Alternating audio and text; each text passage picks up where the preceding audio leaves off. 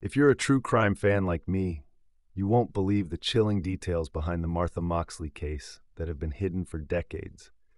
Have you ever heard of a case that just won't die? Well, today we're diving into the haunting mystery of Martha Moxley, a case that has baffled investigators and intrigued true crime fans for decades. What really happened on that fateful night in 1975? Stick around until the end for the shocking conclusion of this story. Martha Moxley was just 15 years old when her life was tragically cut short on October 20th, 1975 in the small, affluent town of Greenwich, Connecticut. Known for its picturesque neighborhoods and tight-knit community, Greenwich seemed like a safe haven. The Belle Haven neighborhood was preparing for an influx of trick-or-treaters out hunting for their candy booty on the following night. But the night would turn into a nightmare for one family. Martha was the kind of girl who brought joy wherever she went, bright, spirited, and full of life. But that innocence was shattered when she was reported missing on the evening of October 30th, 1975. As the sun set, her family and friends began to worry, and what followed would change their lives forever.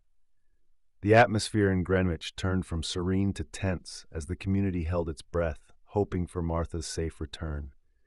On that evening, 15-year-old high school student Martha Moxley would be found deceased. Martha left home that evening and went with friends, including Michael Skokel and his brother Tommy, who lived across the street, to do the trick part of Trick or Treat. The group was going to pull pranks, toilet paper houses, and ring doorbell before fleeing. The two boys were both friends of Martha's brothers. However, Martha didn't care much for Michael. She had the previous month written about him in her diary. Sometime during their fun, Martha began flirting with the 15-year-old Michael. The flirting quickly evolved into a kiss. That is difficult to understand given her dislike of Michael, but perhaps something changed. She was last seen alive at Michael's home, where they ended up in her backyard near the pool at around 9:30 p.m. The search for Martha intensified. Friends and family scoured the woods and neighborhoods, desperately looking for any clue. Then, just a few days after she went missing, the investigation took a dark turn. On November 2nd, 1975, Martha's body was discovered in her own backyard, brutally assaulted with pieces of a golf club nearby. The investigation began to unfold with numerous leads and suspects emerging. Initially, Martha was seen last at a Halloween party, where she mingled with friends and neighbors. Reports of her last known sightings painted a picture of a typical teenager, but the darkness that lingered in the background would soon come to light. The police began to question several local teens, including the Skokel family, who lived just down the road. With wealth and privilege came suspicion. The Skokel boys, particularly Michael, became persons of interest.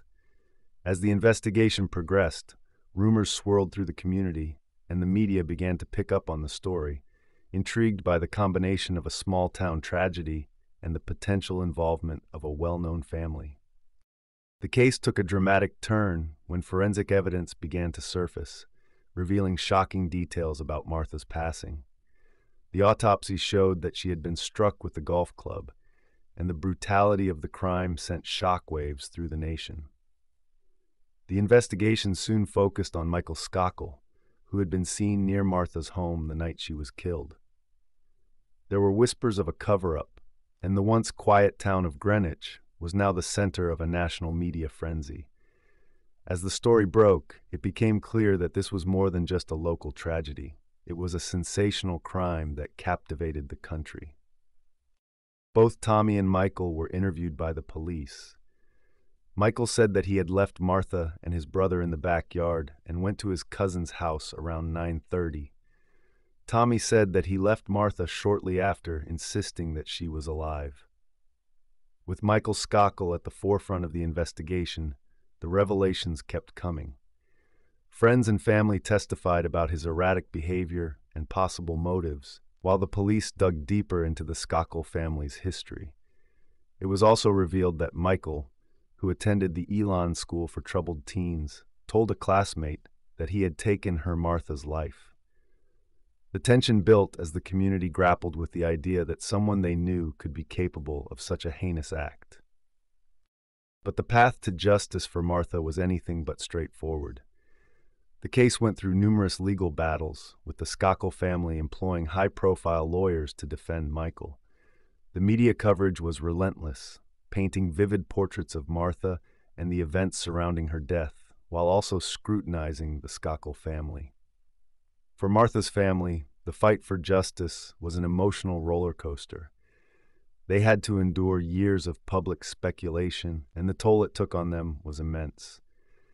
And here's a twist. Michael Zirkel was the nephew of Robert Kennedy's wife, Ethel. As the community held its breath, the case saw various developments, including a grand jury indictment and a trial that brought the town's secrets to light. Yet despite the evidence, the outcome remained uncertain. The courtroom drama captivated audiences, but for Martha's family, it was a painful reminder of their loss. Fast forward to today, and the case still remains unresolved in many ways. In 2002, Michael Zirkel was convicted and sentenced to 20 years to life in prison. However, in 2013, a Connecticut judge ruled that he had received inadequate counsel, and he was released on bond and a new trial was ordered. He was found guilty again, and in 2016, the Connecticut Supreme Court upheld the conviction. But in 2018, the court reversed itself.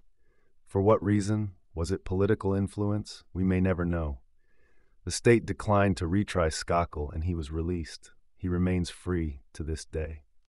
As of now, the fight for justice for Martha Moxley continues, with her family and advocates pushing for accountability. The case has sparked debates about privilege, justice, and the impact of wealth on legal outcomes. While Martha's case was a tragedy, it has also become a symbol of the search for truth in the face of adversity. As the years go by, the memory of Martha Moxley remains alive, and her story continues to haunt those who seek answers. So, what do you think? Do you believe justice has truly been served for Martha Moxley? Share your thoughts in the comments below, and let's discuss. Please like, subscribe, and hit the notification bell for more content like this. And if you're interested in more true crime stories like this one, be sure to check out these other videos. Thanks for watching.